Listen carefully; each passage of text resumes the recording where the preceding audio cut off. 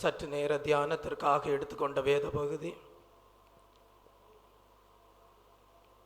எபிரேயருக்கு எழுதின புஸ்தகம் 11ஆம் அதிகாரம் 40ஆம் வசனத்தை வாசியுங்கள்.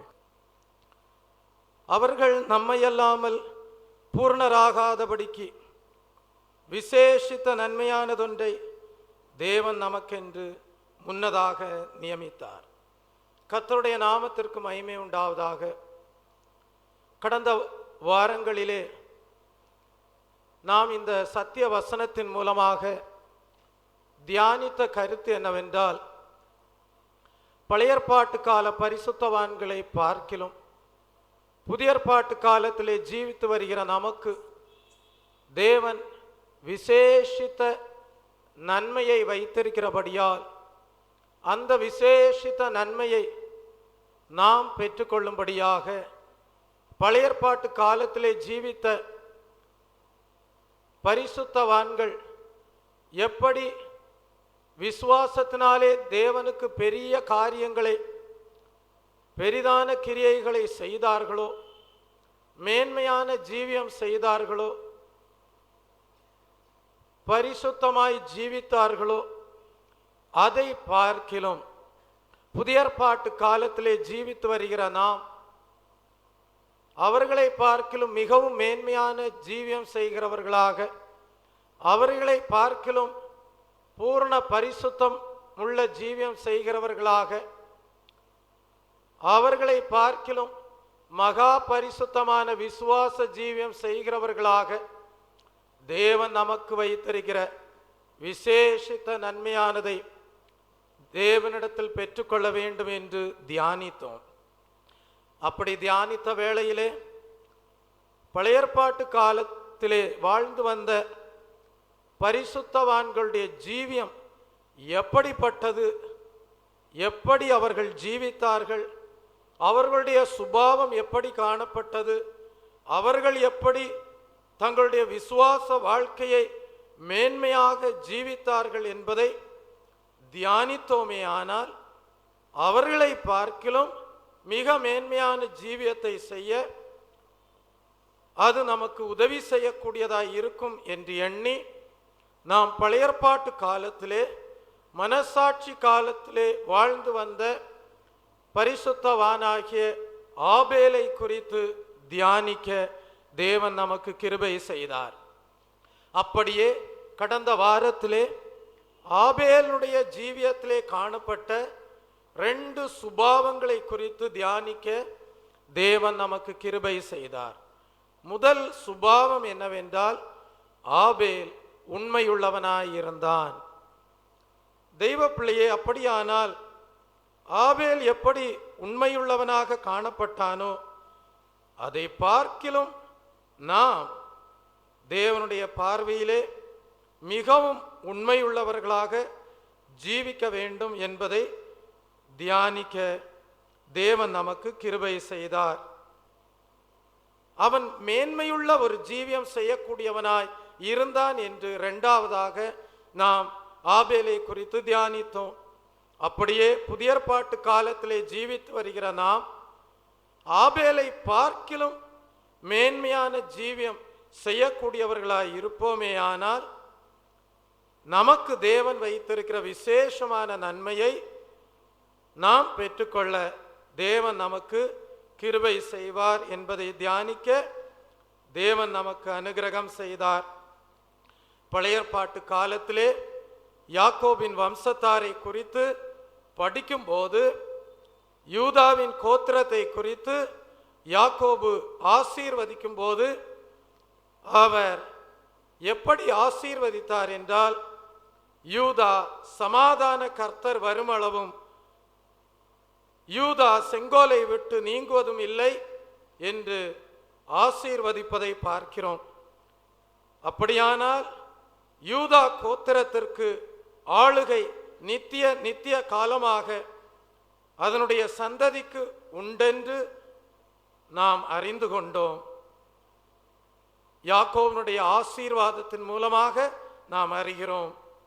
அப்படியானால் யூதாவுக்கு பரம்பரையாக ஆளுமைத்துவம் காணப்படுவதின் காரணம் என்ன என்று தியானிக்கும் போது யூதாவை விட்டு செங்கோல் நீங்குவதில்லை. காரணம் என்ன?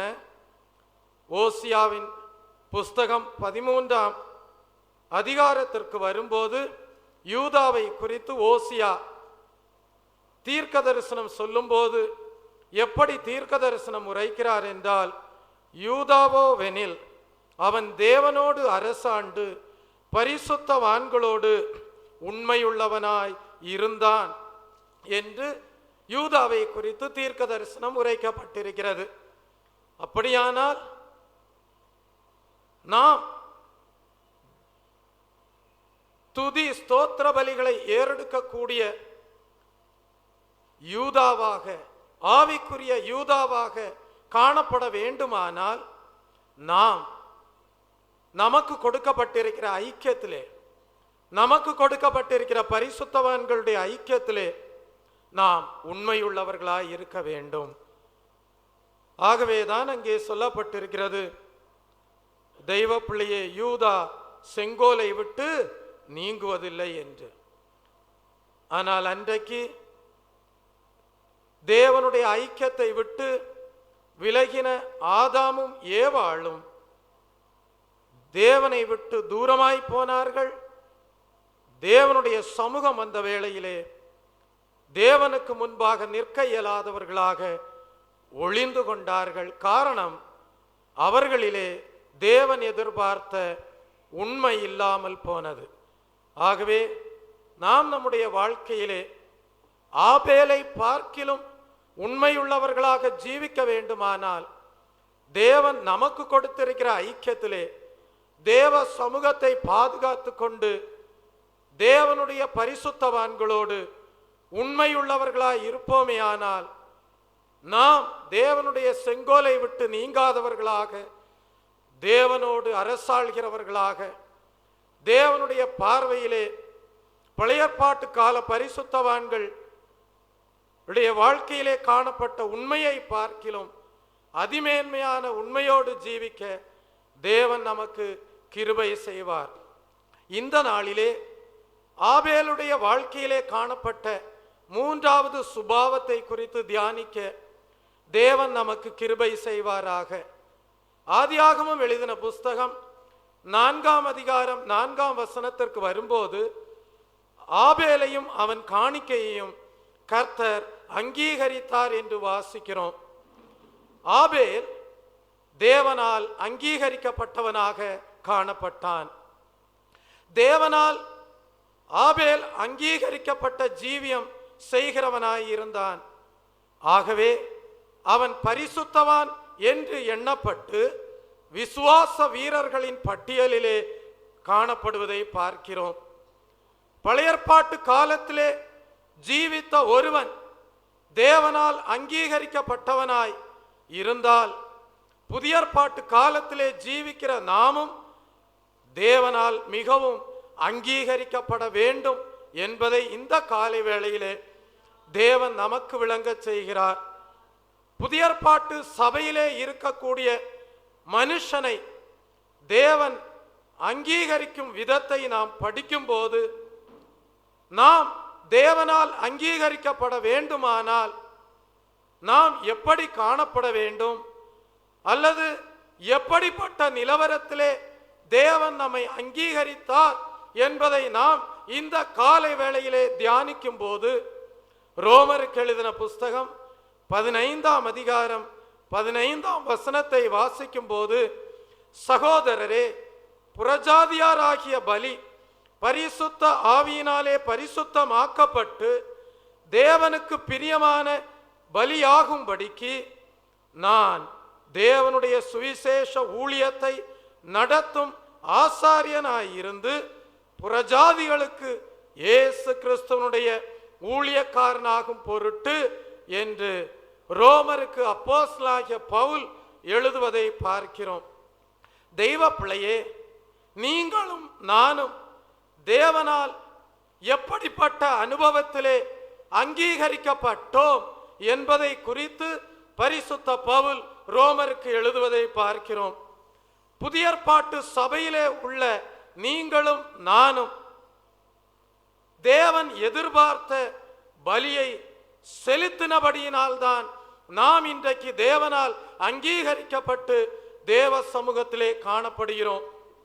அப்படியானால் நாம் எப்படி இருந்தோம்? நாம் எப்படி இருந்த நாட்களிலே தேவன் எதிர்பார்த்த எப்படிப்பட்ட பலியை நாம் செலுத்தி தேவனால் அங்கீகரிக்கப்பட்டோம் என்பதை குறித்து தியானிக்கும் போது பரிசுத்த பவுல் மூலமாக ரோமருக்கு தேவன் இங்கே வெளிப்படுத்தும் போது என்ன சொல்கிறார் என்றால், முற்காலங்களிலே நாம் புறஜாதியாராக காணப்பட்டோம். முற்காலங்களிலே நாம் புறஜாதியாராக காணப்பட்டோம். புறஜாதியாராக காணப்பட்ட நம்மிலே தேவன் ஒரு பலியை எதிர்பார்த்தார். அந்த பலியை நாம் செலுத்தினபடியினால் தேவன் அந்த பலியை அங்கீகரித்து இன்றைக்கு தேவனுடைய பார்வையிலே அங்கீகரிக்கப்பட்டவர்களாக நாம் தேவ சமூகத்திலே காணப்படுகிறோம். அப்படியானால் நாம் புறஜாதியாராக காணப்பட்ட வேளையிலே நம்மை தேவனுக்கு முன்பாக ஜீவ பலியாக, கர்த்தாவே நான் உமக்கென்றே என்னை ஒப்படைக்கிறேன் என்று சொல்லி நம்முடைய வாழ்க்கையை தேவனுக்கென்று அர்ப்பணித்த வேளையிலே தேவன் என்ன செய்தார்? தம்முடைய பரிசுத்த ஆவியினாலே நம்மை பரிசுத்தமாக்கி அவருக்கு பிரியமான ஜீவியம் செய்யும்படியாக கிருபை செய்தார். அப்படிதானே நாம் இன்றைக்கு தேவனால் அங்கீகரிக்கப்பட்டிருக்கிறோம். இதை குறித்து பரிசுத்த பவுல் சொல்லும்போது சொல்லுகிறார், நம்முடைய சரீரங்களை நாம் ஜீவ பலியாக ஒப்பு கொடுக்க வேண்டும் என்று சொல்லுகிறார். எப்படி நம்முடைய சரீரத்தை ஜீவ பலியாக தேவனுக்கு ஒப்பு கொடுப்பது? அது ஒரு கேள்வியா இருக்கிறது அல்லவா? அந்த கேள்விக்கு இந்த நாளிலே தேவன் உங்களுக்கு பதில் கொடுக்கிறார்.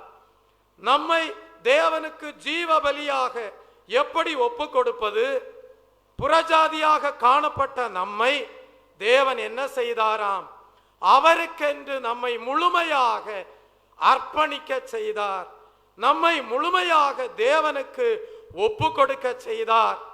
அப்படி நாம் நம்மை, நம்முடைய சரீரத்தை, நம்முடைய ஆவியை, நம்முடைய ஆத்துமாவை முழுமையாக தேவனுக்கு அர்ப்பணிக்கும்படியாக நாம் தேவனுக்கு முன்பாக ஒப்பு கொடுத்த வேளையிலே தேவன் என்ன செய்தார்? அவருடைய பகுதியிலே நம்மை ஏற்றுக்கொள்ளும்படியாக, நம்மை பரிசுத்தப்படுத்தும்படியாக, நம்மை ஜீவ பலியாக ஏற்றுக்கொள்ளும்படியாக அவருடைய பரிசுத்தாவியை நம்முடைய ஜீவியத்திலே கொடுத்து நம்மை ஜீவ பலியாக அங்கீகரித்தார். அல்லேலூயா. நம்மை தேவனுக்கு பிரியமான பலியாக ஏற்றுக்கொண்டார். இன்றைக்கு நாம் தேவனுடைய பார்வையிலே அங்கீகரிக்கப்பட்டவர்களாய் இருக்கிறோம். தெய்வ ஜனமே, இன்னும் உன்னுடைய ஆவி, ஆத்ம, சரீரத்தை முழுமையாக தேவனுக்கென்று அர்ப்பணிக்காமல் நீ காணப்படுவாயானால் இன்றைக்கு தேவன் உனக்கு கொடுக்கக்கூடிய தூது என்னவென்றால்,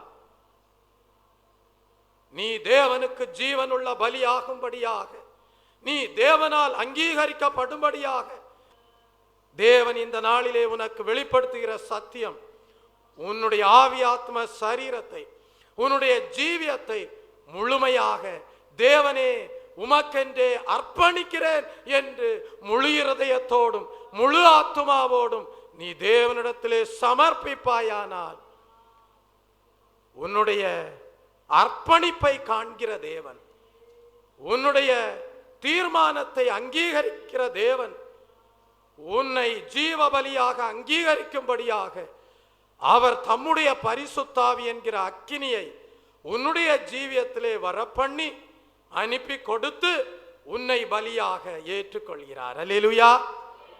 இனி உன்னுடைய ஜீவியம் தேவனுக்கே சொந்தம். அல்லேலூயா. தெய்வ பிள்ளையே, இதற்கு திருஷ்டாந்தமாக நாம் ஒரு வேத பகுதியை அப்போஸ்தலர் எழுதின நடபடிகளின் புஸ்தகம் 10ஆம் அதிகாரத்திலே நம்மால் படிக்க இயலும். பேதுரு ஒரு தரிசனத்தை காண்கிறார். அந்த தரிசனத்தை குறித்து அந்த அதிகாரத்திலே சொல்லப்பட்டிருக்கிறது. 1ஆம் வசனத்திலே நாம் வாசிக்கிறோம், 100க்கு அதிபதியாகிய கொர்நேலியு என்னும் பெயர் கொண்ட ஒரு மனுஷன் செசரியா பட்டணத்திலே காணப்பட்டான். 100க்கு அதிபதி கொர்நேலியு என்கிற ஒரு மனிதன் செசரியா பட்டணத்திலே காணப்படுகிறான். அவன் எப்படி காணப்பட்டானாம்? ஒரு புறஜாதியாக காணப்பட்டான். ஆனால் அவன் தேவ பக்தி உள்ளவனாயிருந்தான். அவன் தன் வீட்டார் அனைவரோடும் தேவனுக்கு பயந்தவனுமாக காணப்பட்டான். ஜனங்களுக்கு மிகுந்த தர்மங்களை செய்கிறவனாக காணப்பட்டான். எப்பொழுதும் தேவனை நோக்கி ஜெபம் பண்ணி கொண்டே இருந்தான். அந்த சந்தர்ப்பத்திலே ஒரு தேவதூதன் கொர்நேலியுக்கு தோன்றி என்ன சொல்லுகிறான் என்றால், உன் ஜெபங்கள் உன் தர்மங்கள் தேவனுக்கு நினைப்பூட்டுதலாக அவர் சந்நிதியிலே வந்து எட்டியிருக்கிறது என்று சொல்லி அவன் என்ன செய்ய வேண்டும் என்பதை குறித்து அந்த தரிசனத்திலே தேவதூதன் கொர்நேலியுக்கு கட்டளையிடுவதை பார்க்கிறோம். கொர்நேலியு தேவ பக்தியுள்ளவனாய் இருக்கிறான், தேவனுக்கு பயந்தவனாய் இருக்கிறான், தான தர்மங்களை செய்யக்கூடியவனாய் இருக்கிறான். கொர்நேலியு ஜெபிக்கிறவனாக காணப்படுகிறான். ஆனால் அவனோ அவனுடைய வீட்டாரோ ஜீவ பலியாக தேவனால் ஏற்றுக்கொள்ளப்பட இயலாத நிலவரத்திலே தான் காணப்பட்டார்கள். தேவனால் இன்னும் அங்கீகரிக்கப்பட்ட, தேவனால் பிரியமுள்ள ஜீவ பலியாக ஏற்றுக்கொள்ள முடியாத, இன்னும் அந்த நிலையிலே வந்து எட்டாதவர்களாக கொர்நேலியும் வீட்டாரும் காணப்படுகிறார்கள். இப்பொழுது தேவனுடைய சித்தம் என்ன, தேவனுடைய நோக்கம் என்னவென்றால், கொர்நேலியும் அவனுடைய வீட்டாரும்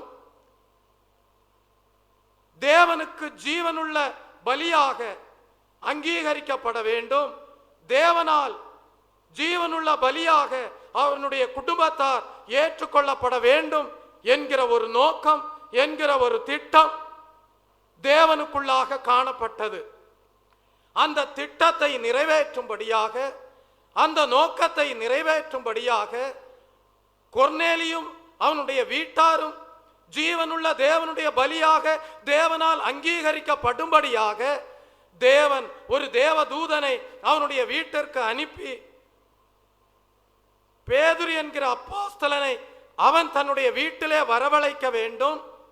பேதுரு என்ன உபதேசத்தை கொடுக்கிறாரோ அந்த உபதேசத்தை கேட்டு கொர்நேலியுவும் அவன் வீட்டாரும் செய்வார்களே ஆனால் கொர்நேலியுடைய வீட்டார் ஜீவனுள்ள தேவனுடைய பலியாக தேவனால் அங்கீகரிக்கப்படுவார்கள் என்கிற ஒரு தேவ திட்டத்திற்குள்ளாக, தேவ நோக்கத்திற்குள்ளாக கொர்நேலியும் வீட்டாரும் நடத்தப்படும்படியாக தேவ தூதன் வந்து கொர்நேலியுக்கு ஒரு ஆலோசனை கொடுப்பதை பார்க்கிறோம்.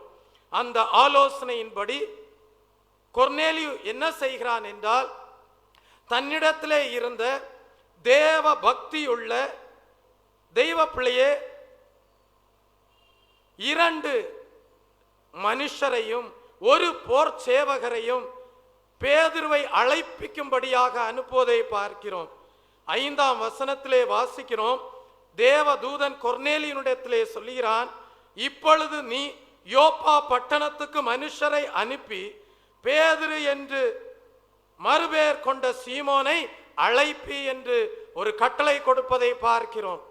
தேவதூதனுடைய கட்டளையை ஏற்றுக்கொண்ட கொர்நேலியு 7ஆம் வசனத்திலே தன்னோட பேசின தேவதூதன் போன பின்பு தன் வீட்டு மனுஷரில் 2 பேரையும் தன்னிடத்தில் சேவிக்கிற போர் சேவகரில் தேவ பக்தியுள்ள ஒருவனையும் அழைத்து யோப்பா பட்டணத்துக்கு போய் பேதுருவை அழைத்து வரும்படி அனுப்புவதை பார்க்கிறோம்.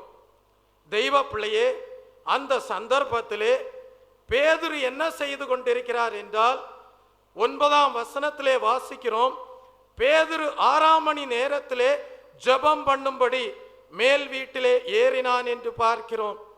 பேதுரு ஜெபம் பண்ணும்படியாக மேல் வீட்டிலே ஏறின வேளையிலே அவன் ஞான திருஷ்டி அடைந்தான். அவன் ஞான திருஷ்டி அடைந்த வேளையிலே ஒரு தரிசனத்தை காண்கிறான். அந்த தரிசனம் என்னவென்றால், வானம் திறக்கப்பட்டதாயிருக்கிறது. 4 முனைகளும் கட்டப்பட்ட பெரிய துப்பட்டியை போல ஒரு விதமான கூடு தன்னிடத்தில் இறங்கி தரையிலே விடப்பட்டிருக்கிறதாகவும், அதிலே பூமியில் உள்ள சகல 4 கால் ஜீவன்களும் காட்டு மிருகங்களும் ஊரும் பிராணிகளும் ஆகாயத்து பறவைகளும் இருக்கிறதாக அந்த தரிசனத்திலே காண்கிறான். அப்பொழுது ஒரு சத்தம் கேட்கிறது, பேதுருவே எழுந்திரு, அந்த துப்பட்டியிலே இருக்கிறதை அடித்து புசி என்கிற ஒரு சத்தம் உண்டாயிற்று. தெய்வ பிள்ளையே, பேதுரு இந்த தரிசனத்தை கண்ட வேளையிலே பேதுருவுக்கு நேராக ஒரு துப்பட்டி இறங்கி வருகிறது. அந்த துப்பட்டியிலே மிருக ஜீவன்கள் காணப்படுகிறது, ஊரும் பிராணிகள் காணப்படுகிறது, ஆகாயத்து பறவைகள் காணப்படுகிறது. இவைகளை பேதுரு கண்டபோது ஒரு சத்தத்தை கேட்கிறான், பேதுருவே இவைகளையெல்லாம் நீ அடித்து புசி என்று ஒரு சத்தம் கேட்பதை பார்க்கிறோம். உடனடியாக பேதுரு என்ன சொல்கிறான், அப்படியல்ல ஆண்டவரே, தீட்டும் அசுத்தமுமாயிருக்கிற யாதொன்றையும் நான் ஒரு காலும் புசித்ததில்லை என்று சொல்வதை பார்க்கிறோம். தெய்வ சத்தம் கேட்கிறது, நீ அடித்து புசி என்று.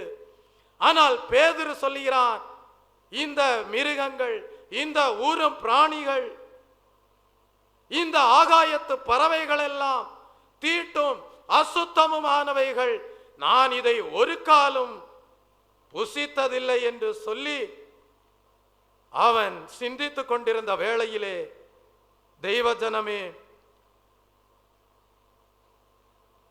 என்ன உண்டாயிற்றென்றால், அந்த தரிசனத்தை கண்டு அவன் சிந்தித்துக் கொண்டிருந்த வேளையிலே, இது என்ன தரிசனம், இந்த தரிசனத்திற்கு அர்த்தம் என்ன என்பதை பேதுரு அறியாதிருந்த வேளையிலேதான் பேதுருவுக்கு ஒரு சத்தியம் அந்த நாளிலே விளங்கினது.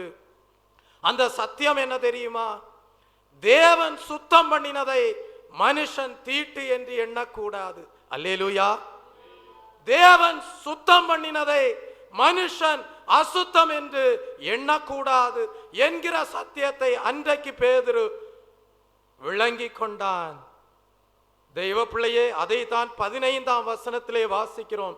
அப்பொழுது தேவன் சுத்தமாக்கினவைகளை நீ தீட்டாக எண்ணாதே என்று 2ஆம் தரமும் சத்தம் அவனுக்கு உண்டாயிற்று.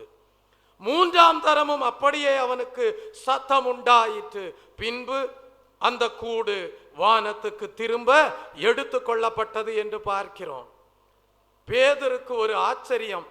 தான் எதை தீட்டு என்று எண்ணினானோ, தான் எதை அசுத்தம் என்று எண்ணினானோ, அது எப்படி தேவனுடைய பார்வையிலே பரிசுத்தமாக சுத்தமானதாக காணப்படுகிறது என்பதை அவன் எண்ணிக்கொண்டிருந்த வேளையிலேதான் கொர்நேலியு அனுப்பின 2 மனுஷரும் ஒரு போர் சேவகனும் யாருடைய வீட்டிற்கு வருகிறார்கள் என்றால் பேதுருடைய வீட்டிற்கு வருகிறார்கள். தெய்வஜனமே, இதிலே நன்றாக விளங்கி கொள்ளக்கூடிய ஒரு சத்தியம் உண்டு. அந்த சத்தியம் என்ன தெரியுமா, யூதர்கள் புறஜாதியோரோடு கலவாதிருந்தார்கள். யூதர்கள் புறஜாதியாரை அசுத்தமாக எண்ணிக்கொண்டிருந்தார்கள். பேதுரு ஒரு யூதனாக காணப்பட்டான். கொர்நேலியும் வீட்டாருமோ புறஜாதியாராக காணப்பட்டார்கள். ஆனால் கொர்நேலியு தேவ பக்தி உள்ளவனாயிருந்தான், தேவனுக்கு பயப்படுகிறவனாயிருந்தான், ஜபிக்கிறவனாயிருந்தான், தான தர்மங்களை செய்யக்கூடியவனாயிருந்தான். ஆனால் புறஜாதியாக காணப்பட்டான். இன்னும் தேவனுக்கு முன்பாக அங்கீகரிக்கப்பட்ட ஜீவனுள்ள தேவனுடைய பலியாக அவன் இன்னும் ஏற்றுக்கொள்ளப்படவில்லை. ஆகவே தேவனுடைய திட்டம் என்னவாய் இருந்தது, தேவனுடைய நோக்கம் என்னவாய் இருந்தது, தேவனுக்கு பயந்தவனாக, தேவ பக்தியுள்ளவனாக, தேவனை நோக்கி எப்பொழுதும் ஜெபித்து கொண்டே இருக்கக்கூடிய கொர்நேலியுவையும் அவனுடைய வீட்டாரையும் தேவனால் பரிசுத்தமாக்கப்பட்ட பலியாக மாற்ற வேண்டும். தேவனால் ஏற்றுக்கொள்ளப்பட வேண்டும். தேவனால் அவன் அங்கீகரிக்கப்பட வேண்டும்.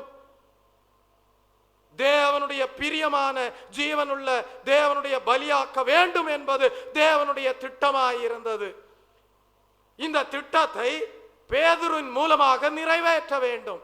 அதற்கேற்ற சத்திய உபதேசங்கள் கொர்நேலியுடைய வீட்டாருக்கு போதிக்கப்பட வேண்டும். பரிசுத்த ஆவியானவர் கொர்நேலியுடைய வீட்டாருக்கு வந்து இறங்க வேண்டும்.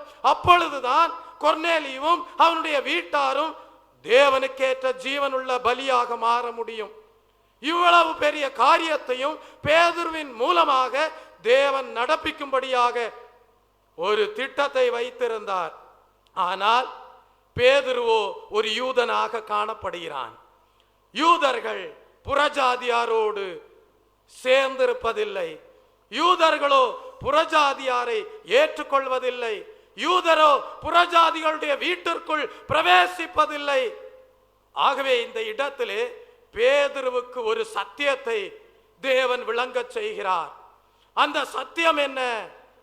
நீ எதை தீட்டாக எண்ணுகிறாயோ, நீ எதை அசுத்தமாக எண்ணுகிறாயோ, அதை தேவன் பரிசுத்தப்படுத்தி விட்டால் அதன் பிறகு நீ தீட்டாக எண்ணாதே, அதன் பிறகு நீ அசுத்தமாக எண்ணாதே. தேவன் பரிசுத்தமாக்கினதை நீ தீட்டாக எண்ணாதே என்று சொல்லி என்ன சொல்கிறார்? புற ஜாதிகளும் தேவனுடைய இரட்சிப்பை அடையும்படியாக தேவன் வாஞ்சை உள்ளவராயிருக்கிறார். புற ஜாதிகளும் தேவனுடைய அபிஷேகத்தை பெற்றுக்கொள்ள வேண்டும் என்பது தேவனுடைய விருப்பமாயிருக்கிறது என்பதை விளங்க செய்யும்படியாக விரும்புகிறார். மாம்சமான யாவரும் கர்த்தரை துதிப்பார்கள். மாம்சமான யாவர் மேலும் தேவனுடைய ஆவி பொழிந்தருளப்படுகிறது என்பதை பேதுருக்கு விளங்க செய்யும்படியாக, பேதுருவே, இதோ கொர்நேலியு அனுப்பின 2 மனிதர்களும் ஒரு போர் சேவகனும் உன்னுடைய வீட்டிற்கு வருகிறார்கள். நீ இனி சந்தேகப்படாதே.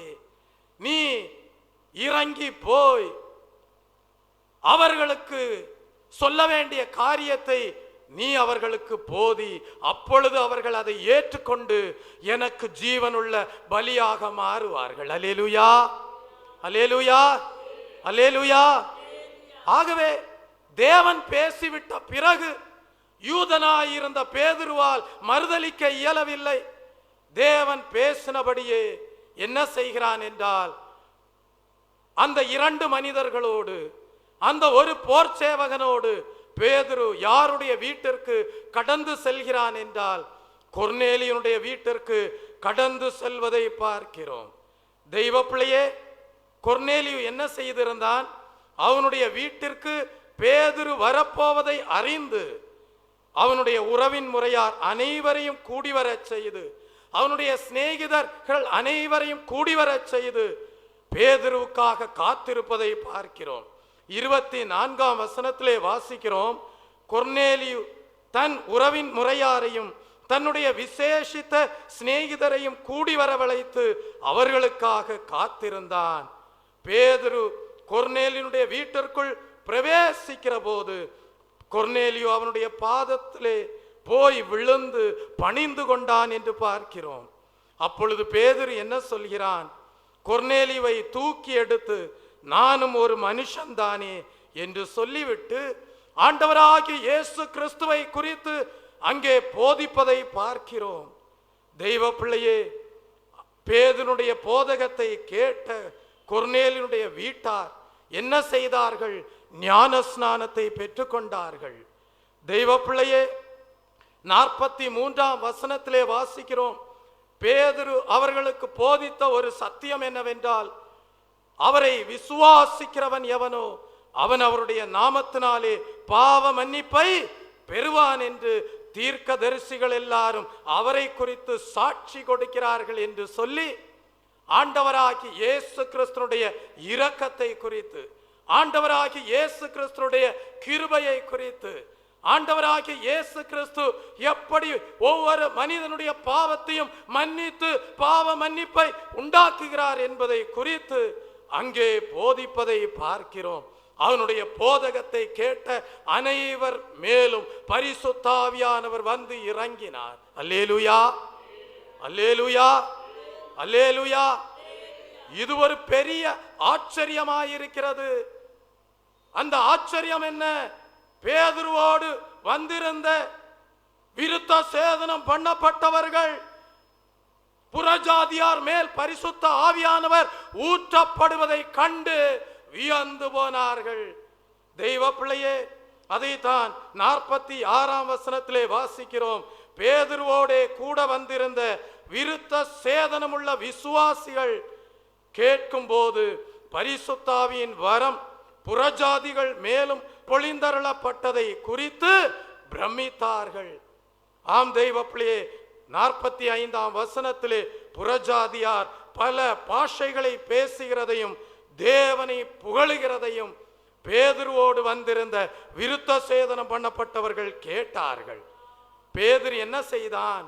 47ஆம் வசனத்திலே நம்மை போல பரிசுத்தாவியை பெற்ற இவர்களும் ஞான ஸ்நானம் பெறாதபடிக்கு எவனாகிலும் தண்ணீரை விலக்கலாமா என்று சொல்லி கொர்நேலியுக்கும் கொர்நேலுடைய வீட்டாருக்கும் ஞான ஸ்நானம் கொடுப்பதை பார்க்கிறோம். அல்லேலூயா. அப்படியானால் தெய்வ பிள்ளையே, ஒரு பலி அங்கீகரிக்கப்பட வேண்டுமானால் அது அக்கினியினாலே அங்கீகரிக்கப்பட வேண்டும். அல்லேலூயா. நீங்களும் நானும் என்றைக்கு நம்மை முழுமையாக தேவனுடைய சத்தியத்திற்கு ஒப்பு கொடுத்து ஆண்டவராகிய இயேசு கிறிஸ்துவை விசுவாசித்தோமோ அன்றைக்கே நாமும் பரிசுத்த ஆவி என்கிற அக்கினியினாலே நிரப்பப்பட்டு தேவனால் ஜீவ பலியாக ஏற்றுக்கொள்ளப்பட்டோம், தேவனால் அங்கீகரிக்கப்பட்டோம். அப்படியே தானே கொர்நேலியுடைய வீட்டாரும் தேவனால் அங்கீகரிக்கப்பட்டார்கள். தெய்வ பிள்ளையே, இன்றைக்கும் அதே சுவிசேஷம் முழு உலகத்திற்கும் பிரசங்கிக்கப்பட்டு வருகிறது. ஜனமே, சுவிசேஷத்தை கேள். நீ ஜீவனுள்ள தேவனுடைய பலியாக வேண்டும் என்பது தேவனுடைய சித்தமாயிருக்கிறது. நீ உன்னுடைய வாழ்க்கையை தேவனுடைய சத்திய வசனத்திற்கு ஒப்பு கொடுத்து ஆண்டவராகிய இயேசு கிறிஸ்துவை ஏற்றுக்கொள்வாயானால் நீ புறஜாதியாயிருந்தாலும் தேவனுடைய அக்கினியினாலே தேவனுடைய அபிஷேகத்தினாலே தேவன் உன்னை ஏற்றுக்கொண்டு உன்னை அங்கீகரிக்கிறார். அல்லேலூயா. அப்படியானால் தெய்வ பிள்ளையே, நாம் தேவனால் அங்கீகரிக்கப்பட்ட போது, நாம் தேவனுடைய பரிசுத்த ஆவியினால் அங்கீகரிக்கப்பட்ட போது நம்முடைய ஜீவியத்திலே உண்டாயிருந்த 3 அனுபவங்கள் என்ன என்பதை இந்த நாளிலே தியானிக்க தேவன் நமக்கு கிருபை செய்வாராக.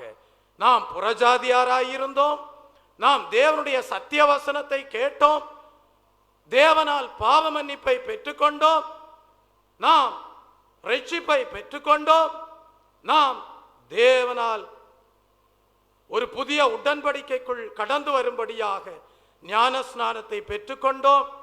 நாம் நம்முடைய ஜீவியத்தை தேவனுக்காக முழுமையாக அர்ப்பணித்தோம். தேவன் நம்முடைய அர்ப்பணிப்பை கண்டு நம்மை அவருடைய காணிக்கையாக ஏற்றுக்கொள்ளும்படியாக, நம்மை முழுமையாக அவருக்கு காணிக்கையாக ஏற்றுக்கொள்ளும்படியாக, நம்மை முழுமையாக ஜீவ பலியாக ஏற்றுக்கொள்ளும்படியாக அவருடைய பகுதியிலே அவர் அவருடைய அக்னியினாலே அவருடைய பரிசுத்த ஆவியினாலே நம்மை நிரப்பி, மகனே மகளே நான் உன்னை அங்கீகரித்தேன் என்று நம்மை நிச்சயித்திருக்கிறார். அல்லேலூயா. ஆனபடியினால் தான் இன்றைக்கு நீங்களும் நானும் தேவனுடைய குமாரராக, தேவனுடைய குமாரத்திகளாக, தேவன் எதிர்பார்க்கக்கூடிய ஜீவியம் செய்கிறவர்களாக, இனி நாங்கள் தேவனுக்கே சொந்தம் என்கிற அனுபவத்தோடு தெய்வ பிள்ளையே தேவனால் ஏற்றுக்கொள்ளப்பட்ட காணிக்கையாக ஜீவ பலியாக தேவ சமூகத்திலே காணப்படுகிறோம். அல்லேலூயா, அல்லேலூயா. இந்த நாளிலே தேவன் உங்களை ஜீவபலியாக ஏற்றுக்கொண்டிருப்பாரே ஆனால், தேவன் உங்களை காணிக்கையாக ஏற்றுக்கொண்டிருப்பாரே ஆனால், உங்களுடைய ஜீவியத்திலே 3 அனுபவங்கள் காணப்படும். அந்த 3 அனுபவங்கள் என்ன என்பதை தியானிக்கும் போது, முதலாவதாக எபேசியருக்கு எழுதின புஸ்தகம் 1ஆம் அதிகாரத்திற்கு வரும்போது, தேவன் நம்முடைய வாழ்க்கையிலே பரிசுத்த ஆவியின் அபிஷேகத்தை கொடுத்து என்ன செய்கிறார் என்றால், தெய்வ பிள்ளையை முத்திரை போடுகிறார். முதல் அனுபவம் என்னவென்றால், தேவன் நம்மை முத்திரையிடுகிறார். 13ஆம் வசனத்தை வாசியுங்கள். நீங்களும் உங்கள் இரட்சிப்பின் சுவிசேஷமாகிய சத்திய வசனத்தை கேட்டு விசுவாசிகள் ஆன போது வாக்குத்தத்தம் பண்ணப்பட்ட பரிசுத்த ஆவியால் அவருக்குள் முத்திரை போடப்பட்டீர்கள். எபேசியருக்கு பரிசுத்த பவுல் எழுதும் போது சொல்லுகிறார், 13ஆம் வசனத்திலே சொல்லுகிறார், நீங்கள் என்றைக்கு இரட்சிப்பின் சுவிசேஷமாகிய சத்திய வசனத்தை கேட்டு விசுவாசிகளானீர்களோ அன்றைக்கே தேவன் பரிசுத்தாவின் அபிஷேகத்தை உங்கள் வாழ்க்கையிலே கொடுத்து அவருக்காக முத்திரையிட்டிருக்கிறார். அல்லேலூயா. இன்றைக்கு நீங்கள் தேவனால் முத்திரையிடப்பட்டிருக்கிறீர்கள். இன்றைக்கு நீங்கள் தேவனால் முத்திரையிடப்பட்டிருக்கிறீர்கள். முத்திரை என்று சொல்லும்போது அதனுடைய அர்த்தம் என்ன? நீ தேவனோடு உடன்படிக்கை பண்ணினதின் அடையாளமாக தேவன் உன்னை முத்திரையிட்டிருக்கிறார். அல்லேலூயா. Praise the Lord.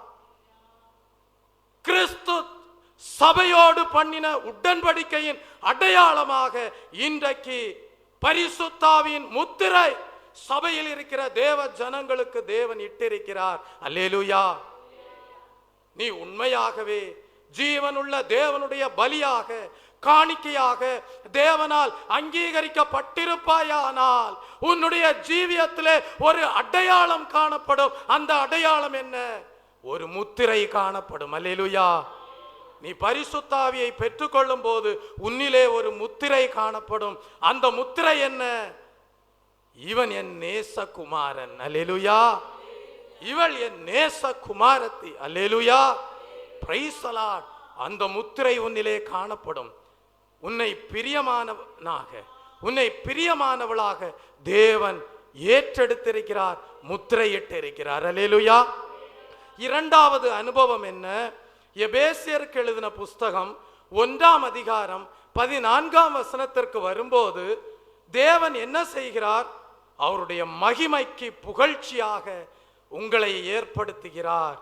அவருக்கு சொந்தமானவர்கள் அவருடைய மகிமைக்கு புகழ்ச்சிக்காக மீட்கப்படுவார்கள் என்பதற்கு ஆவியானவர் நம்முடைய சுதந்திரத்தின் அச்சாரமாயிருக்கிறார் என்று சொல்லப்பட்டிருக்கிறது.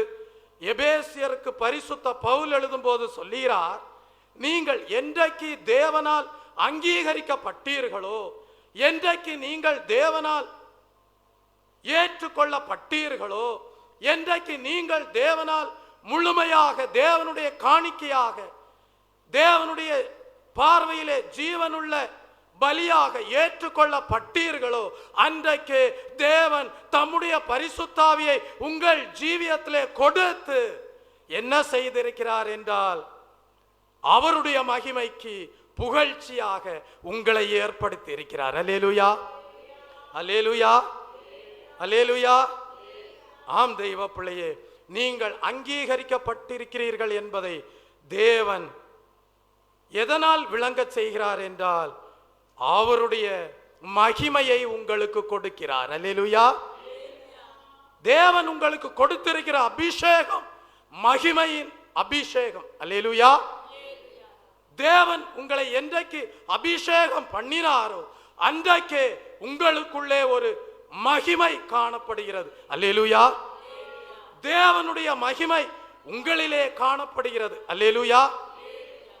தேவன் தம்முடைய மகிமையினாலே எதற்காக உங்களை நிரப்புகிறார் என்றால், அந்த மகிமையினாலே உங்களை தேவன் உங்கள் ஜீவியத்திலே புகழ் சேர்க்கும் போது அந்த மகிமையின் புகழ்ச்சியை நீங்கள் தேவனுக்கே கொடுக்கும்படியாக. அல்லேலூயா. அல்லேலூயா. தேவனுடைய மகிமைக்கு புகழ்ச்சியாக ஏற்படுத்தப்படுகிறோம். முன்பு நீங்கள் கோபாக்கினையின் பாத்திரமாக காணப்பட்டீர்கள். முன்பு தேவனுடைய பார்வையிலே உடைந்த பாத்திரத்தை போல காணப்பட்டீர்கள். தேவனுடைய பார்வையிலே ஆக்கினைக்குள்ளாக காணப்பட்டீர்கள்.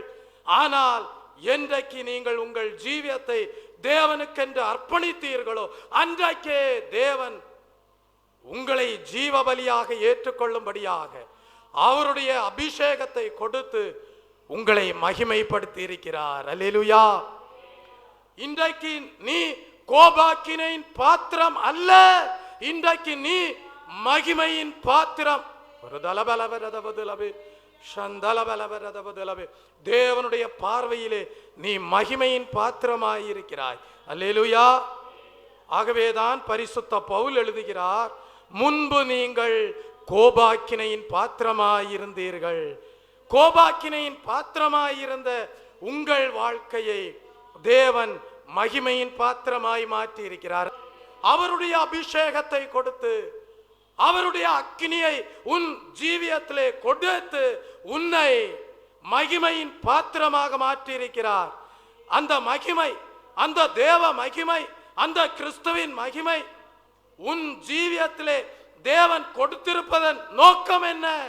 நீ தேவனை மகிமைப்படுத்தும்படியாக. ஆண்டவராகிய இயேசு கிறிஸ்து இந்த பூலோகத்திலே வந்த நாட்களிலே பிதாவாகிய தேவன் ஆண்டவராகிய இயேசு கிறிஸ்துவை அவருடைய மகிமையினால் நிரப்பினாராம். அல்லேலூயா.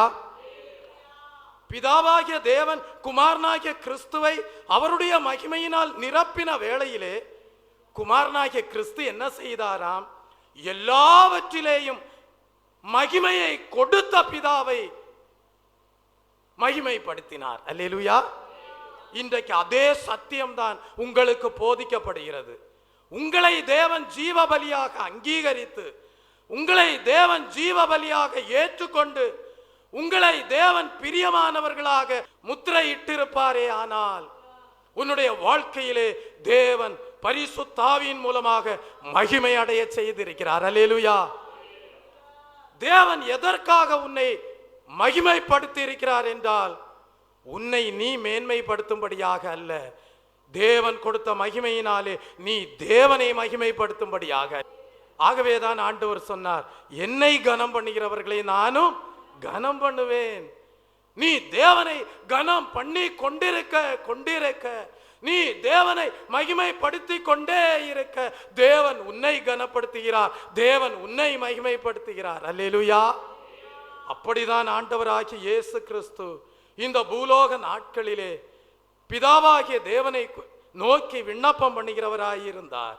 அவருடைய விண்ணப்பத்தை குறித்து யோவானுக்கு எழுதின சுவிசேஷ புஸ்தகம் 17ஆம் அதிகாரம் 21, 22 வசனங்களிலே வாசிக்கிறோம். பிதாவே, நீர் என்னை அனுப்பினதை உலகம் விசுவாசிக்கிறதற்காக நீர் என்னிலேயும் நான் உம்மிலேயும் இருக்கிறது போல அவர்கள் எல்லாரும் நம்மிலே ஒன்றாயிருக்கவும் வேண்டிக் கொள்கிறேன். இயேசு கிறிஸ்துனுடைய வேண்டுதலை பாருங்கள். அவர் என்ன வேண்டிக் கொள்கிறார்? பிதாவே, நீர் என்னை இந்த உலகத்திலே அனுப்பினதை உலகம் விசுவாசிக்கும்படியாக நான் எப்படி உம்மிலே இருக்கிறேனோ, நீர் எப்படி என்னிலே இருக்கிறீரோ, அதை போல தேவரீர் இந்த பூமியிலே நீர் எனக்கு கொடுத்தவர்களும் என்னிலே இருக்கும்படியாக. அல்லேலூயா. நீர் எனக்கு தந்த மகிமையை நான் அவர்களுக்கு கொடுத்தேன் என்கிறார். அல்லேலூயா. ஆண்டவராகிய இயேசு கிறிஸ்துவை விசுவாசித்து, ஆண்டவராகிய இயேசு கிறிஸ்துவை ஏற்றுக்கொண்டு யாரெல்லாம் இயேசு கிறிஸ்துவுடைய அடிச்சுவடுகளை பின்பற்றுகிறார்களோ அவர்களுக்கு தேவன் சொல்லுகிறார், பிதாவே, உம்முடைய மகிமையை நீர் எனக்கு கொடுத்தீர். ஆண்டவராகிய இயேசு கிறிஸ்து சொல்லுகிறார், உம்முடைய மகிமையை நீர் எனக்கு கொடுத்தீர். எதற்காக கொடுத்தீர்? நான் உம்மோடு இருக்கிறபடியினால். அல்லேலூயா. நான் உம்மோடு இருக்கிறபடியால் நீர் உம்முடைய மகிமையை எனக்கு கொடுத்தீர். அதை போல என்னை ஏற்றுக்கொண்டு என்னுடைய அடிச்சுவடுகளை பின்பற்றுகிற இந்த தேவ ஜனங்களும் என்னோடு ஒன்றாயிருக்கும்படியாக, நம்மோடு ஒன்றாயிருக்கும்படியாக நீர் எனக்கு கொடுத்த மகிமையை நான் அவர்களுக்கு கொடுத்தேன் என்கிறார். அல்லேலூயா. அப்படிதானே நீங்களும் நானும் தேவனுடைய மகிமையை பெற்றிருக்கிறோம். அல்லேலூயா. இன்றைக்கு தேவன் நம்மிலே எதிர்பார்ப்பது என்ன தெரியுமா? உன்னை ஜீவனுள்ள தேவனுடைய பலியாக, உன்னை தேவனுடைய காணிக்கையாக தேவன் அங்கீகரித்து அபிஷேகம் என்கிற அக்கினியை, பரிசுத்தாவி என்கிற அக்கினியை உனக்கு கொடுத்து முத்திரையிட்டிருக்கிறார் என்றால் தேவன் ஒரு நம்பிக்கையோடு உன்னை மகிமைப்படுத்தி இருக்கிறார். அந்த நம்பிக்கை என்ன தெரியுமா? நீ தேவனை விட்டு விலக மாட்டாய் என்று. அல்லேலூயா. நீ தேவனை விட்டு பின்மாற மாட்டாய் என்று. அல்லேலூயா. ஆகவேதான் அவர் அப்படி வேண்டிக் கொள்கிறார். பிதாவே, நான் எப்படி உம்மோடு இருக்கிறேனோ அதை போல என்னை பின்பற்றுகிறவர்களும் நம்மோடு இருக்கும்படியாக நீர் எனக்கு கொடுத்த மகிமையை நான் இவர்களுக்கு கொடுக்கிறேன். அப்படியானால் தெய்வ பிள்ளையே, இந்த இடத்திலே ஆண்டவராகிய இயேசு கிறிஸ்து தன்னிடத்திலே இருந்த மகிமை தன்னுடைய மகிமை என்று மேன்மைப்படுத்தாமல், தன்னிடத்தில் இருந்த மகிமை பிதாவாகிய தேவனுடைய மகிமை என்று அந்த இடத்திலே பிதாவை மேன்மைப்படுத்தினார், பிதாவை கனப்படுத்தினார், பிதாவை மகிமைப்படுத்தினார். அல்லேலூயா. இன்றைக்கு நீங்களும் நானும் தேவனுடைய மகிமையை பெற்றிருக்கிறோம் என்றால் எதற்காக அந்த மகிமையை பெற்றிருக்கிறோம்? நமக்கு அந்த மகிமையை கொடுத்த தேவனை புகழும்படியாக. அல்லேலூயா. நமக்கு அந்த மகிமையை கொடுத்த தேவனை மகிமைப்படுத்தும்படியாக. அல்லேலூயா. 9ஆம் வசனத்திலே வாசிக்கிறோம். யோவானுக்கு எழுதின புஸ்தகம் 17ஆம் அதிகாரம் 9ஆம் வசனத்திலே ஆண்டவராகிய இயேசு கிறிஸ்து சொல்லுகிறார், நீர் எனக்கு தந்தவர்களுக்காக வேண்டிக் கொள்கிறேன், அவர்கள் உம்முடையவர்களாய் இருக்கிறார்களே, என்னுடையவைகள் யாவும் உம்முடையவைகள், உம்முடையவைகள் என்னுடையவைகள், அவர்களில் நான் மகிமைப்பட்டிருக்கிறேன். அல்லேலூயா. இன்றைக்கு தேவன் அவருடையவைகளை உங்களுக்கு கொடுத்திருக்கிறார். இன்றைக்கு நீங்கள் கொடுக்க வேண்டிய சாட்சி என்ன தெரியுமா? ஆண்டவராகிய இயேசு கிறிஸ்துவை போல நீங்களும் சாட்சி கொடுக்க வேண்டும். தேவனே, உம்முடையவைகள் என்னுடையவைகள். அல்லேலூயா. என்னுடையவைகள் உம்முடையவைகள். அல்லேலூயா. தேவனே, நான் உம்மையே மகிமைப்படுத்துகிறேன். அல்லேலூயா. நீர் எனக்கு கொடுத்தவைகளில் நான் உம்மை மகிமைப்படுத்துகிறேன். அல்லேலூயா. Praise the Lord. நம்முடைய இந்த ஜீவிய காலத்திலே நாம் நம்மிலே மேன்மை பாராட்டுவதற்கு ஒன்றுமில்லை. நாம் இந்த ஜீவிய பாதையிலே நம்மை பெருமையாக காட்டுவதற்கு நம்மிலே ஒன்றுமில்லை. நாம் நம்முடைய ஜீவிய காலத்திலே நம்மை புகழுவதற்காக நம்மிலே ஒன்றுமில்லை. நம்மிலே தேவன் அவருடைய அக்கினியை போட்டு ஒரு தலபலவரதபதலம் அவருடைய முத்திரையிட்டு அவருடைய மகிமையை கொடுத்து, என் மகனே, என் மகளே, நான் என்னுடைய மகிமையை உனக்கு கொடுப்பதன் நோக்கம் நீ என் நாமத்தை மகிமைப்படுத்துவதற்காக என்கிறார். அல்லேலூயா. Praise the lord. ஆகவேதான் ஆண்டவராகிய இயேசு கிறிஸ்து அந்த வசனத்திலே சொல்கிறார், அவர்களில் நான் மகிமைப்படுகிறேன். அல்லேலூயா. இன்றைக்கு தேவன் உங்களுடைய ஜீவியத்தை காணும் போது உங்களை குறித்து என்ன சொல்லுவார்? இவர்களிலே நான் மகிமைப்படுகிறேன் என்று சொல்ல இயலுமா? உன்னுடைய ஜீவியத்தை தேவன் காணும் போது உன்னிலே நான் மகிமைப்படுகிறேன் என்று தேவனால் உரைக்க இயலுமா? ஆனால் ஆண்டவராகிய இயேசு கிறிஸ்து அதை எதிர்பார்க்கிறார். அவர்களிலே நான் மகிமைப்படுகிறேன் என்கிறார். அல்லேலூயா. எல்லா துதியும் எல்லா கனமும் தேவனுக்கே உரியது. அல்லேலூயா. 23ஆம் வசனத்திற்கு வரும்போது, ஒருமைப்பாட்டில் நாம் தேறினவர்களாகும்படிக்கு என்று சொல்லப்பட்டிருக்கிறது. பிதாவாகிய தேவன் குமாரனிலே எப்படி காணப்படுகிறாரோ, குமாரனாகிய கிறிஸ்து பிதாவிலே எப்படி காணப்படுகிறாரோ, அதுபோல அபிஷேகத்தை பெற்றுக்கொண்ட தெய்வ ஜனமே, நீங்கள் கிறிஸ்துவோடும் பிதாவாகிய தேவனோடும் ஒருமைப்பாட்டில் ஒன்றாயிருக்க வேண்டும். அப்பொழுது அவர் உங்களுக்கு கொடுத்த மகிமையினாலே தேவன் மகிமைப்படுவார். ஆகவேதான் கிறிஸ்துவோடு ஒருமைப்பாட்டில் ஒன்றாயிருக்க வேண்டியது மிகவும் அவசியமாயிருக்கிறது. எப்படிப்பட்ட சூழ்நிலைகள் வேண்டுமானாலும் காணப்படலாம், ஆனால் நீ தேவனுடைய நாமத்தை மகிமைப்படுத்த வேண்டும். அதற்காகவே தேவன் உனக்கு அபிஷேகத்தை கொடுத்து மகிமைப்படுத்தி இருக்கிறார். அல்லேலூயா. யோவானுக்கு எழுதின புஸ்தகம் 12ஆம் அதிகாரம் 28ஆம் வசனத்தை வாசிக்கும் போது ஆண்டவராகிய இயேசு கிறிஸ்து சொல்லுகிறார், பிதாவே உமது நாமத்தை மகிமைப்படுத்தும் என்றார். அப்பொழுது ஒரு சத்தம் கேட்கிறது, மகிமைப்படுத்தினேன் இன்னமும் மகிமைப்படுத்துவேன் என்கிற சத்தம் வானத்திலிருந்து உண்டாயிற்று. அல்லேலூயா. ஆண்டவராகிய இயேசு கிறிஸ்து பிதாவை நோக்கி சொல்லுகிறார். அவருடைய கஷ்ட நாட்களிலே சொல்லுகிறார், அவருடைய பாடுகளின் நேரத்திலே சொல்லுகிறார், அவர் உபத்திரவத்தின் வழியாக கடந்து செல்லக்கூடிய நாட்களிலே சொல்லுகிறார், பிதாவே உம்முடைய நாமத்தை மகிமைப்படுத்தும் என்று. அல்லேலூயா. என்ன சத்தம் உண்டானது? இம்மட்டும் மகிமைப்படுத்தினேன், இம்மட்டும் என்னுடைய அடிச்சுவடுகளை பின்பற்றினவர்கள் மூலமாக அவர்களுக்கு அபிஷேகத்தை கொடுத்து நான் என்னுடைய நாமத்தை மகிமைப்படுத்தினேன், இனியும் மகிமைப்படுத்துவேன். அல்லேலூயா. அல்லேலூயா. மகிமைப்படுத்தினேன், இன்னமும் மகிமைப்படுத்துவேன். அல்லேலூயா. இதன் மூலமாக தேவன் நமக்கு கொடுக்கிற வாக்குத்தத்தம் என்ன? இன்னும் புறஜாதியாய் இருக்கிறவர்கள் தங்களை ஜீவனுள்ள தேவனுடைய பலியாக தேவனுடைய சத்திய உபதேசத்திற்கு கீழ்ப்படிந்து இயேசு கிறிஸ்துவை விசுவாசிக்கும் போது அவர்களை தேவன் மகிமைப்படுத்த உண்மையுள்ளவராய் இருக்கிறார். அல்லேலூயா. தேவனுடைய பார்வையிலே தேவன் யாரை சுத்தமாக்கினாரோ அவர்களை இனி நீ அசுத்தனாக எண்ணாதே. அல்லேலூயா. தேவன் யாரை பரிசுத்தமாக்கினாரோ இனி நீ உன் சுய ஞானத்தின்படி உன் சுய அறிவின்படி அவர்களை அசுத்தனாக எண்ணாதே. அப்படிதான் அன்றைக்கு பேதுருவுக்கு தேவன் தரிசனத்தின் மூலமாக விளங்க செய்து கொர்நேலியும் கொர்நேலியினுடைய வீட்டாரும் உறவின் முறையாரும் சிநேகிதர்களும் தேவனை ஏற்றுக்கொண்டு தேவனுடைய மகிமையை பெற்றுக் கொண்டார்கள். அல்லேலூயா. அவர்கள் தேவனை மகிமைப்படுத்தினார்கள். அல்லேலூயா.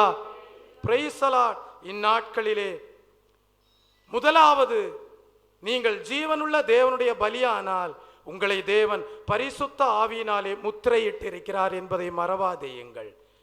நீங்கள் ஜீவனுள்ள தேவனுடைய பலியானால் பரிசுத்த ஆவியினாலே நீங்கள் தேவனால் மகிமையை பெற்றிருக்கிறீர்கள் என்பதை மறந்து போகாதீர்கள். தேவனுடைய மகிமையை தேவன் உங்களுக்கு கொடுத்திருக்கிறார். தேவனுடைய மகிமையினாலே நீங்கள் அவருக்கு புகழ்ச்சியாக விளங்க வேண்டும். அதற்காகவே தேவன் உங்களுக்கு மகிமையை கொடுத்திருக்கிறார். ஒரு இடத்தில் ஆண்டவர் சொல்லுவார், நான் பெற்ற மகிமை பிதாவினால் உண்டாயிருக்கிறது, நான் என்னுடைய மகிமையை வேறு ஒருவனுக்கும் கொடேன் என்று சொல்லுகிறார். அதனுடைய அர்த்தம் என்ன?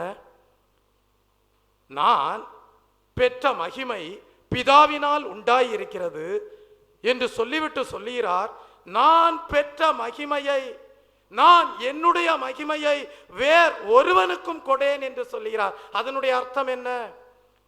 தேவனால் அங்கீகரிக்கப்படாதவர்கள், தேவனால் ஜீவனுள்ள பலியாக ஏற்றுக்கொள்ளப்படாதவர்கள், தேவனுடைய பரிசுத்தாவின் அக்னியை பெற்றுக் கொள்ளாதவர்கள் தேவனுடைய மகிமையை பெற்றுக்கொள்ள இயலாது. அல்லேலூயா. அப்படிப்பட்டவர்களை தான் சொல்லுகிறார், வேறு ஒருவனுக்கும் கொடேன் என்று சொல்லுகிறார். நான் என்னுடைய மகிமையை வேறொருவனுக்கும் கொடேன். தெய்வ பிள்ளையே, நீயும் நானும் தேவனுடைய பார்வையிலே விலையேற பெற்றவர்கள். அல்லேலூயா. காரணம், தேவனுடைய அபிஷேகம் என்கிற அக்கினியை பெற்றுக்கொண்டு தேவனுடைய மகிமையினால் ஜீவிக்கிறோம், தேவனை மகிமைப்படுத்தி கொண்டே இருக்கிறோம். மூன்றாவதாக, நாம் தேவனுடைய ஜீவனுள்ள பலியாக தேவனால் ஏற்றுக்கொள்ளப்பட்டிருப்போமே ஆனால் நம்முடைய வாழ்க்கையிலே என்ன உண்டாயிருக்கும் என்றால், நாம் தேவனால் மீட்கப்பட்டிருக்கிறோம். அல்லேலூயா. தேவனால் நாம் மீட்கப்பட்டிருக்கிறோம். அதே வசனத்தை வாசிக்கும் போது எபேசியருக்கு எழுதின புஸ்தகம் 1ஆம் அதிகாரம் 14ஆம் வசனத்தை வாசிக்கும் போது, தேவனுடைய மகிமைக்கு புகழ்ச்சியாக மீட்கப்படுவார்கள் என்று அங்கே சொல்லப்பட்டிருக்கிறது. ஒவ்வொரு நாளும் நீங்கள் மீட்கப்பட்ட ஜனங்கள் என்பதை நினைவு கூற வேண்டும். நீங்கள் தேவனால் மீட்கப்பட்ட ஜனங்கள். எதிலிருந்து மீட்கப்பட்டீர்கள்? பாவத்திலிருந்து மீட்கப்பட்டீர்கள், பிசாசிலிருந்து மீட்கப்பட்டீர்கள், உலகத்தில் உள்ளவைகளிலிருந்து மீட்கப்பட்டீர்கள். தேவன் என்றைக்கு உங்களை ஜீவனுள்ள பலியாக ஏற்றுக்கொண்டாரோ, என்றைக்கு நீங்கள் தேவனால் அங்கீகரிக்கப்பட்டீர்களோ, என்றைக்கு தேவன் பரிசுத்தாவியின் அக்கினியை கொடுத்து உங்களை முத்திரையிட்டாரோ, என்றைக்கு உங்களிலே தம்முடைய மகிமையை விளங்க செய்தாரோ, அன்றைக்கே நீங்கள் மீட்கப்பட்டிருக்கிறீர்கள். அல்லேலூயா. நீங்கள் பரிசுத்தாவின் அக்கினியை பெற்றிருக்கிறீர்கள் என்பதன் 3வது அனுபவம் அதுதான். நீங்கள் மீட்கப்பட்டிருக்கிறீர்கள். இனி உலகத்திலே உங்களுக்கு ஒரு வேறுபாடு, இனி சாத்தானுக்கும் உங்களுக்கும் சம்பந்தம் இல்லை. இனி பாவத்திற்கும் உங்களுக்கும் ஒரு பெரிய தூரம். உலகத்திலிருந்து மீட்கப்பட்டிருக்கிறீர்கள், பாவத்திலிருந்து மீட்கப்பட்டிருக்கிறீர்கள், சாத்தானிலிருந்து மீட்கப்பட்டிருக்கிறீர்கள். அதை பரிசுத்த பவுல் சுருக்கமாக சொல்லும் போது என்ன சொல்லுகிறார் தெரியுமா? நான் மரித்தேன் என்கிறார். நான் மரித்தேன் என்கிறார். அப்படியானால் அவர் மரித்ததாக எண்ணிக்கொள்கிறார். எப்படி எண்ணிக்கொள்கிறார்? நான் உலகத்திற்கு மரித்து விட்டேன், நான் பாவத்திற்கு மரித்து விட்டேன், நான் சாத்தானுக்கு மரித்து விட்டேன். இனி என்னுடைய வாழ்க்கையிலே உலகம் இல்லை, சாத்தான் இல்லை, இனி என்னுடைய வாழ்க்கையிலே பாவம் இல்லை. அல்லேலூயா. இனி என்னுடைய வாழ்க்கை தேவனுடைய கரத்திலே அங்கீகரிக்கப்பட்ட காணிக்கையாயிருக்கிறது. அல்லேலூயா.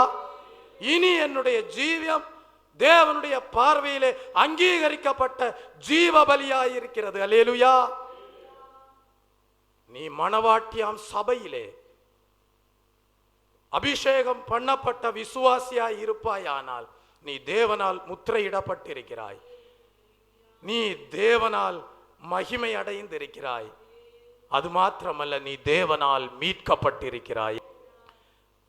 இனி உன்னுடைய வாழ்க்கையிலே நீ சொல்லலாம், எங்கே பாவம் என்று கேட்கலாம், எங்கே உலகம் என்று கேட்கலாம், எங்கே சாத்தான் என்று நீ தைரியத்தோடு கேட்கலாம். ஏன்? நீ தேவனால் மீட்டு கொள்ளப்பட்டவன், நீ தேவனால் மீட்டு கொள்ளப்பட்டவள். ரோமருக்கு எழுதின புஸ்தகம் 6ஆம் அதிகாரம் 11ஆம் வசனத்தை வாசிக்கும் போது, அப்படியே நீங்களும் உங்களை பாவத்திற்கு மரித்தவர்களாகவும் நம்முடைய கர்த்தராகிய இயேசு கிறிஸ்துவுக்குள் தேவனுக்கென்று பிழைத்திருக்கிறவர்களாகவும் எண்ணிக்கொள்ளுங்கள். அல்லேலூயா. பாவத்திற்கு மரித்தாயிற்று, உலகத்திற்கு மரித்தாயிற்று, சாத்தானுடைய கிரியைகளுக்கு மரித்தாயிற்று. இன்றைக்கு நீ தேவனால் மீட்டு கொள்ளப்பட்டவன். அதை தான் இங்கே சொல்லுகிறார். இப்பொழுதோ கர்த்தராகிய இயேசு கிறிஸ்துவுக்குள் தேவனுக்கென்று பிழைத்திருக்கிறவர்களாக எண்ணிக்கொள்ளுங்கள். மரித்தவர்களாக எண்ணிக்கொள்ளக்கூடிய அனுபவம், பிழைத்திருக்கிறவர்களாக எண்ணிக்கொள்ளக்கூடிய அனுபவம். பாவத்திற்கு மரித்ததாக எண்ணிக்கொள்ள வேண்டும், பிசாசுக்கு மரித்ததாக எண்ணிக்கொள்ள வேண்டும், உலகத்திற்கு மரித்ததாக எண்ணிக்கொள்ள வேண்டும். பிழைத்திருப்பது எதற்காக? எண்ணிக்கொள், ஜீவனுள்ள தேவனுடைய பலியாக தேவனுக்குள் பிழைத்திருக்கிறாய். அல்லேலூயா. நீ தேவனால் முத்திரையிடப்பட்டிருக்கிறாய், நீ தேவனுடைய மகிமையை பெற்றிருக்கிறாய், நீ மீட்கப்பட்டிருக்கிறாய். மணவாட்டியாம் சபைக்குள்ளே காணப்படுகிற தேவனுடைய ஊழியக்காரர்கள், தேவனுடைய பரிசுத்தவான்களாக காணப்படுகிற சீயோன், அவர்களுடைய மீட்கப்படுகிற அனுபவம் எப்படி இருக்கிறது? உலகம், பிசாசு, பாவம் மாத்திரமல்ல, சீயோனாகிய தேவனுடைய பரிசுத்தவான்கள், சீயோனாகிய தேவனுடைய ஊழியக்காரர்கள் மனுஷரிலிருந்தும் பிரித்தெடுக்கப்பட்டிருக்கிறார்கள். தெய்வ பிள்ளையே, இதெல்லாம் தேவனால் கொடுக்கப்படுகிற மேன்மையாய் இருக்கிறது. நீ தேவனுடைய பார்வையிலே சீயோனா இல்லாவிட்டால் நீ உன்னால் மனுஷரிலிருந்து வேறுபட இயலாது. அந்த கிருபையை தேவன் தான் உனக்கு கொடுக்க முடியும். நீ மணவாட்டியாம் சபையிலே ஒரு எருசலேமாக, ஒரு தேவனுடைய ஆவிக்குரிய எருசலேமாக, அபிஷேகம் பண்ணப்பட்ட ஒரு விசுவாசியாக காணப்பட வேண்டுமானால் தேவனுடைய மெய்யான அபிஷேகத்தை பெற்றிருக்க வேண்டும். அப்பொழுதுதான் உன்னை உலகம் மேற்கொள்ள இயலாது, அப்பொழுதுதான் உன்னை பாவம் மேற்கொள்ள இயலாது, அப்பொழுதுதான் உன்னை சாத்தான் மேற்கொள்ள இயலாது. நாம் மீட்கப்பட்ட ஜனங்கள். ஆகவேதான் வெளிப்படுத்தல் எழுதின புஸ்தகம் 14ஆம் அதிகாரத்திலே சொல்லப்பட்டிருக்கிறது, சியோனை குறித்து என்ன சொல்லப்பட்டிருக்கிறது? அவர்கள் பூர்ணமாக்கப்பட்டவர்கள், அவர்கள் மீட்கப்பட்டவர்கள், அவர்கள் மனுஷரிலிருந்தும் என்ன செய்திருக்கிறார்கள்? மீட்கப்பட்டிருக்கிறார்கள். தெய்வ பிள்ளை, அப்படிப்பட்ட ஒரு மணவாட்டியாம் சபையாக, ஜீவனுள்ள தேவனுடைய பலியாக தேவன் உங்களை இந்த நாளிலே அங்கீகரித்திருக்கிறார். இப்படி மீட்கப்பட்ட ஜனங்களுக்கு இன்னொரு மீட்பு காத்திருக்கிறது. அந்த மீட்பு என்ன தெரியுமா? ஆண்டவருடைய வருகையின் நாளிலே இந்த சரீரம் மறுரூபமாக்கப்படும், இந்த சரீரம் மீட்கப்படும். ஆகவேதான் தெய்வ பிள்ளையே, பரிசுத்த பவுல் சொல்லுகிறார், இந்த சரீர மீட்பாகிய புத்திர சுவிகாரம் வருவதற்காக ஆவலாய் காத்து கொண்டிருக்கிறோம். ஆண்டோடைய கால சத்தம் தொனிக்கும் போது, ஆண்டவர் கடைசி காலத்து கிருபையை நம் மத்தியிலே அனுப்பும் போது நம்முடைய சரீரம் மீட்கப்படும், நாம் மறுரூபமாக்கப்படுவோம். அந்த புத்திர சுவிகாரத்திற்காக நாம் காத்திருக்கிறோம். அப்படிப்பட்ட புத்திர சுவிகாரத்திற்காக காத்திருக்கிற நீ தேவனுடைய மகிமையை விட்டு விடாதே, தேவனுடைய முத்திரையை இழந்து போகாதே, தேவனால் மீட்கப்பட்ட அனுபவத்தை இழந்து போய் தேவ சமூகத்தை விட்டு தூரமாய் போய் விடாதே. அல்லேலூயா. ஆபேலுடைய பலி தேவனால் அங்கீகரிக்கப்பட்டது, அவன் தேவனால் அங்கீகரிக்கப்பட்டான். நீயும் ஜீவ பலியாக தேவனால் அங்கீகரிக்கப்பட்டிருக்கிறாய். இன்றைக்கு உன்னிலே காணப்படுகிற அடையாளம் 3 அடையாளங்கள். 1, முத்திரையிடப்பட்டிருக்கிறாய். 2, தேவனுடைய மகிமையை பெற்றிருக்கிறாய். 3, தேவனால் மீட்கப்பட்டிருக்கிறாய். இந்த 3 அடையாளங்களும் பரிசுத்தாவி என்கிற அக்கினியினாலே கொடுக்கப்படுகிறது. அது நிமித்தமாக தேவனுடைய பார்வையிலே நீங்கள் பிரியமானவர்களாக, நீங்கள் அங்கீகரிக்கப்பட்டவர்களாக, நீங்கள் தேவனால் சேர்க்கப்பட்டவர்களாய் இருக்கிறீர்கள். ஆபேலுடைய பலியை, ஆபேலுடைய காணிக்கையை தேவன் அங்கீகரித்தார். ஆனால் காயினுடைய பலியை தேவன் என்ன செய்யவில்லை? அங்கீகரிக்கவில்லை. காரணம் என்ன? காயினுடைய பலியை தேவன் ஏன் அங்கீகரிக்கவில்லை? அதிலே 2 விளக்கங்கள் சொல்லப்படுகிறது. பழைய ஏற்பாட்டின் காலத்திலே, நியாயப்பிரமாணத்து காலத்திலே தேவன் ஒரு பிரமாணம் கொடுத்திருந்தார். அந்த பிரமாணம் என்ன? எபிரேயருக்கு எழுதின புஸ்தகம் 9ஆம் அதிகாரம் 28ஆம் வசனத்திலே வாசிக்கும் போது, நியாய பிரமாணத்தின்படி கொஞ்சம் குறைய எல்லாம் இரத்தத்தினாலே சுத்திகரிக்கப்படும், இரத்தம் சிந்துதல் இல்லாமல் மன்னிப்பு உண்டாகாது. அப்படியானால் நியாய பிரமாணத்தின் காலத்திலே தேவன் கொடுத்த பிரமாணத்திலே என்ன உண்டாயிருந்தது? இரத்தத்தினால் சுத்திகரிப்பு.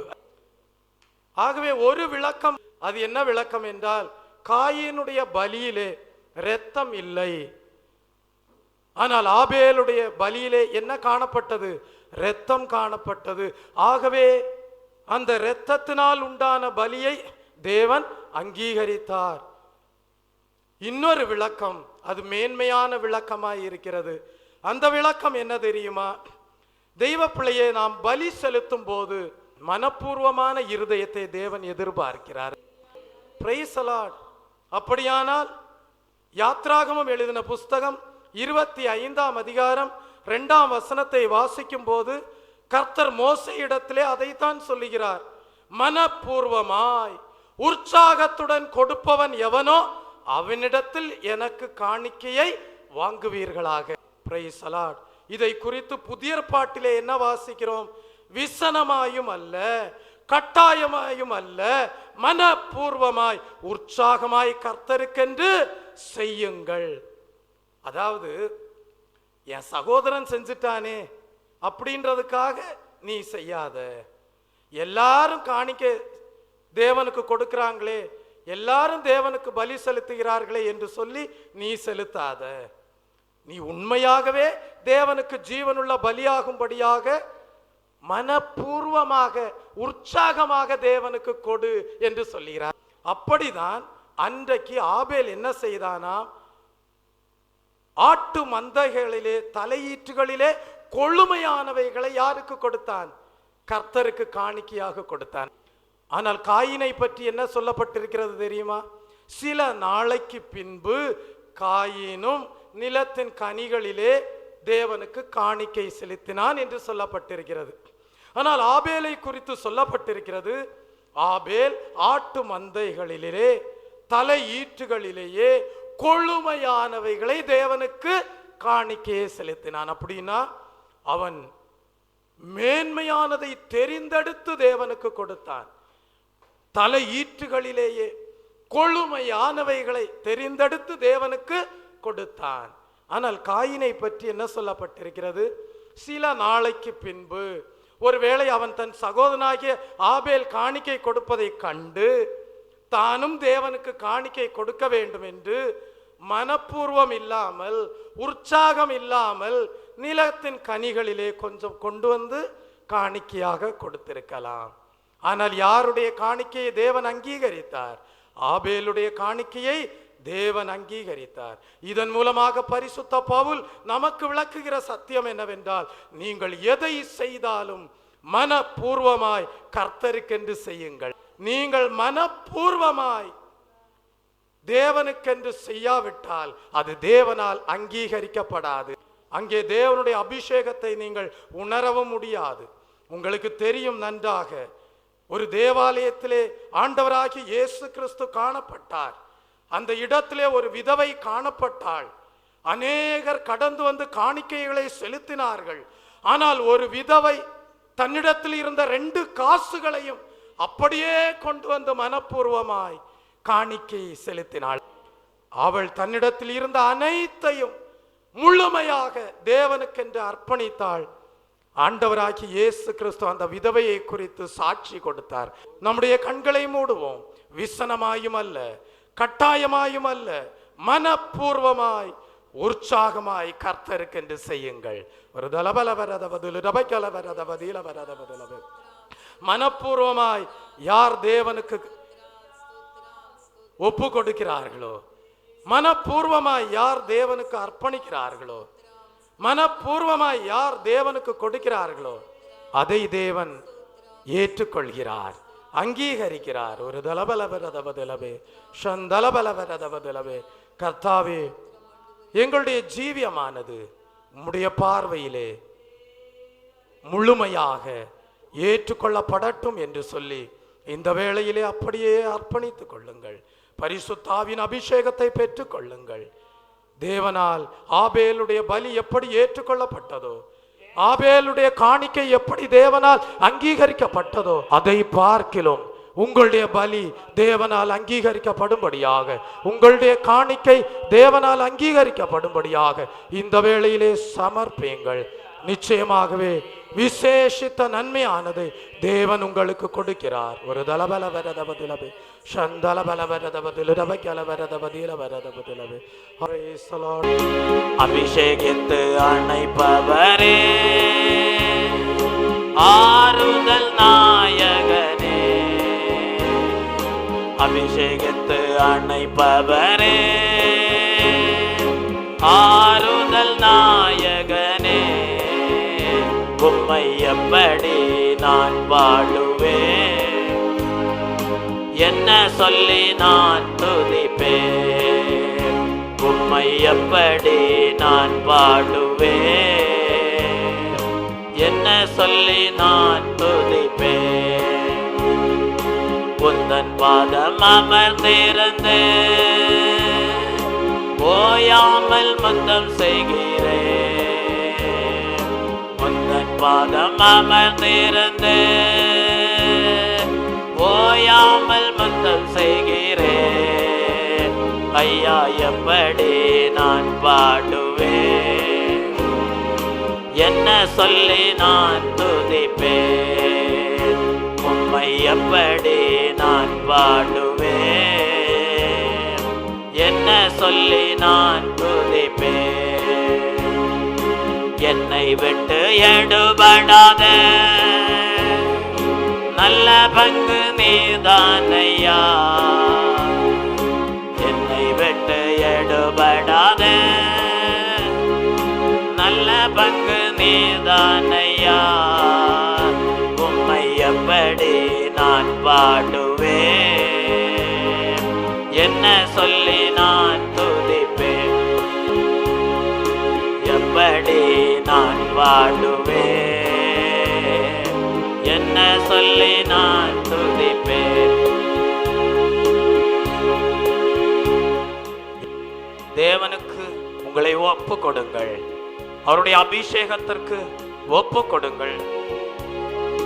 அபிஷேகத்து அணைப்பவரே, ஆறுதல் நாயகனே. அபிஷேகத்து அணைப்பவரே, ஆறுதல் நாயகனே. உம்மை எப்படி நான் பாடுவேன், என்ன சொல்லி நான் துதிப்பேன்.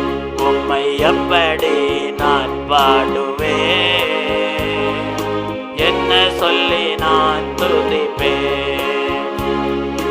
உந்தன் நாமம் உயர்த்திடுவேன், உம் விருப்பம் செய்திடுவேன். உந்தன் நாமம் உயர்த்திடுவேன், உம் விருப்பம் செய்திடுவேன். உம்மை எப்படி நான் பாடுவேன், என்ன சொல்லி நான் துதிப்பேன். உம்மை எப்படி நான் பாடுவேன், என்ன சொல்லி நான் துதிப்பேன். வருகையில் எடுத்துக் கொள்வேன், கூடவே வைத்துக் கொள்வேன். வருகையில் எடுத்துக் கொள்வேன், கூடவே வைத்துக் கொள்வேன்.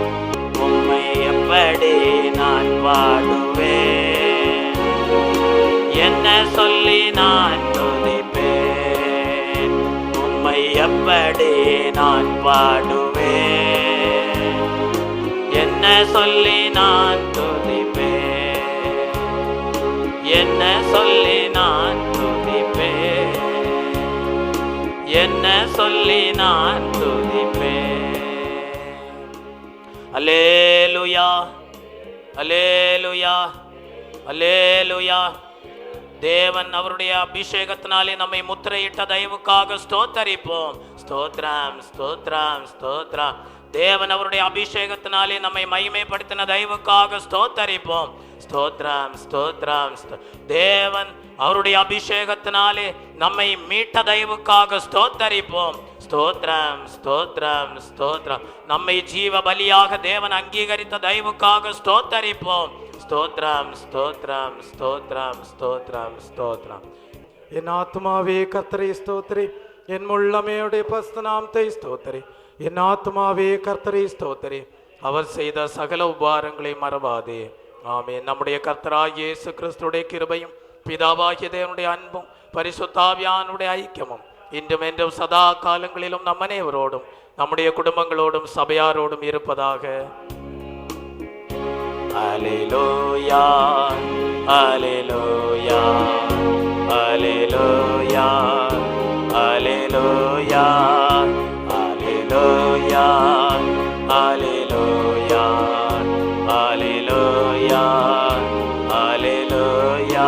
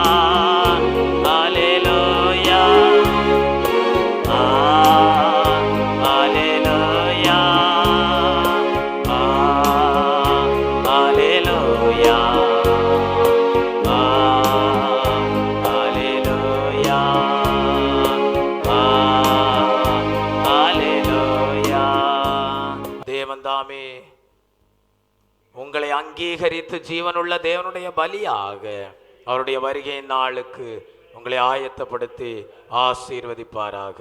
ஆமென்.